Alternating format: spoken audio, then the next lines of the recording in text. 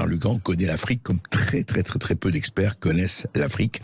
Mais alors, d'où vient ce titre provocateur quand même? Vous dites, Bernard Lugan, enfin le titre, comment la France est devenue la colonie de ses colonies. Mais qui a dit ça? Édouard Herriot.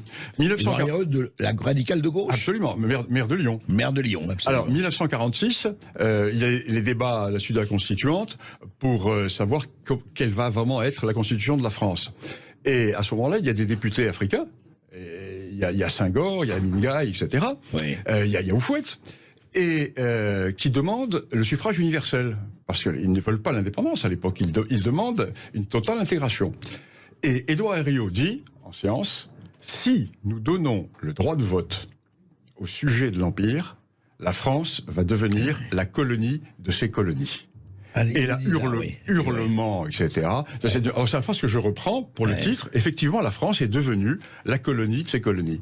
Nous avons donné l'indépendance, mais nous avons eu la colonisation à rebours, le mouvement inverse, car il y a eu au maximum 1 500 000 Français dans la totalité de l'Empire français, dont 1 300 000 en Algérie, qui n'était pas une colonie, mais disons, dans l'ensemble d'outre-mer français, il y avait 1 400 000, 1 500 000, et aujourd'hui, en France, nous avons à peu près 10 millions, naturalisés compris, de descendants de nos anciens sujets coloniaux. Oui.